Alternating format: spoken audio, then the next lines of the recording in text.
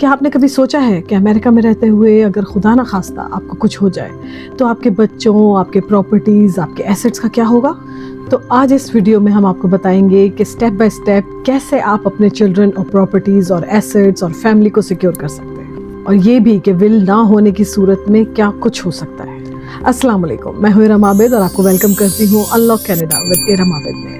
Canada میں importance of will پہ video بنانے کے بعد جو اوور ویلمنگ رسپانس مجھے آپ لوگوں کی طرف سے ملا، اور یو ایس سے بہت سے سٹیزنس تھے جنہوں نے مجھ سے پوچھا کہ یو ایس میں رہتے ہوئے ول کو کیسے بنانا چاہیے اور یہاں کے رولز اینڈ ریگولیشنز کیا ہیں، تو اس کے لیے ایک ویڈیو حاضر ہے۔ لیکن آپ یو ایس میں رہتے ہوئے اپنے اسٹیٹ اور اپنے سٹی کے اکارڈنگلی وہاں کے لاس کو فالو کیجیے گا اور انفارمیشن ضرور لے لیجیے گا کسی بھی لائر کے ساتھ۔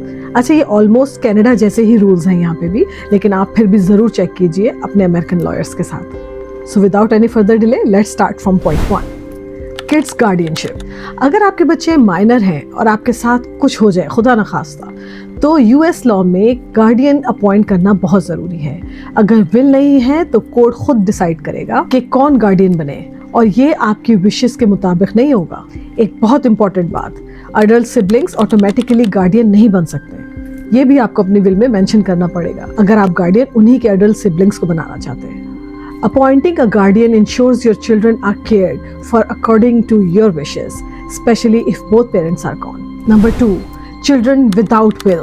اگر will نہیں ہے تو کورٹ ڈیسائیڈ کرے گا کہ کون بچوں کا گارڈین بنے گا۔ کورٹ کا فیصلہ ہمیشہ آپ کے ایکسپیکٹیشنز کے مطابق نہیں ہوگا۔ بچوں کی کسٹڈی اور کیئر کا کنٹرول آپ کے پاس نہیں ہوگا، وہ کورٹ ڈیسائیڈ کرے گی۔ Number 3، asset distribution. اس میں آپ مینشن کریں گے کہ آپ کے ایسٹس جیسے کہ آپ کا گھر، بینک اکاؤنٹس، پراپرٹیز، انویسٹمنٹس، انشورنسز اور پرسنل بلانگنگس کیسے تقسیم ہوں گی، یہ ول میں کلیئرلی مینشن ہونا چاہیے۔ اگر ول نہیں ہے تو اسٹیٹ کے رولز یعنی کہ انٹیسٹیسی لاز اپلائی ہوں گے اور فیملی میں ڈسپیوٹس ہو سکتے ہیں۔ Number 4، business protection. اگر آپ کا بزنس ہے تو سکسیشن پلان بنانا بہت ضروری ہے۔ ول نہ ہونے کی صورت میں بزنس کلوجر یا سیل کے چانسز بڑھ جاتے ہیں، اور پھر آپ کے ایئرس کے لیے ایسٹس پراپرلی مینیج نہیں ہوں گے، یعنی آپ کے وارثوں کے لیے ایسٹ پراپرلی مینیج کرنا مشکل ہو جائے گا۔ Number 5، special need children.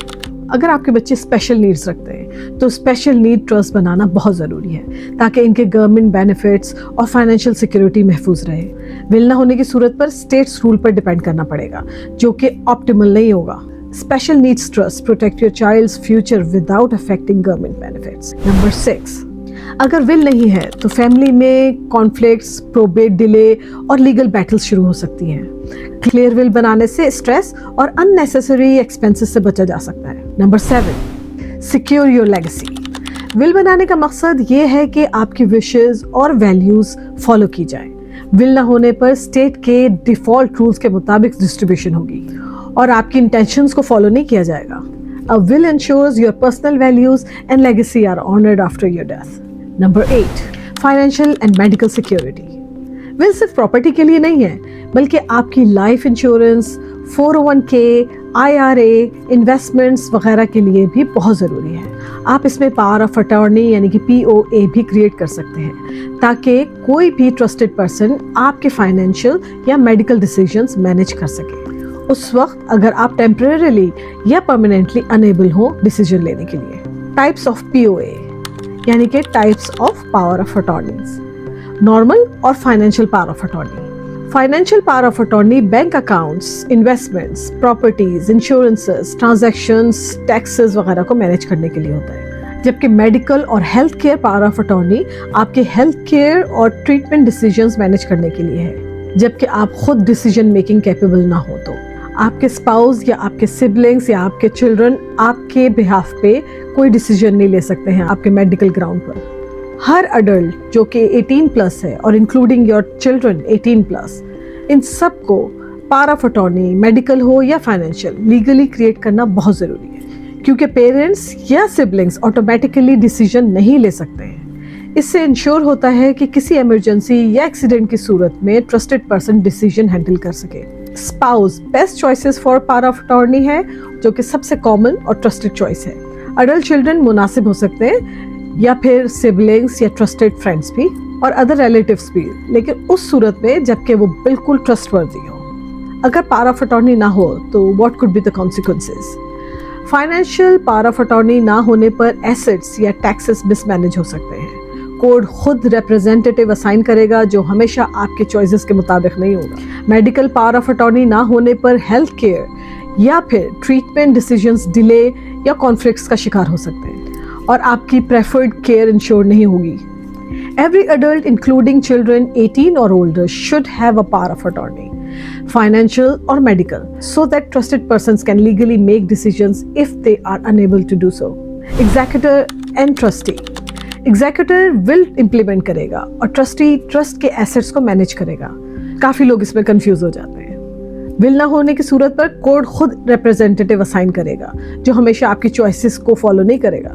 Number 10, funeral plan. आपके फ्यूनरल और बरियल विशेस विल में इंक्लूड करना बहुत ज़रूरी है।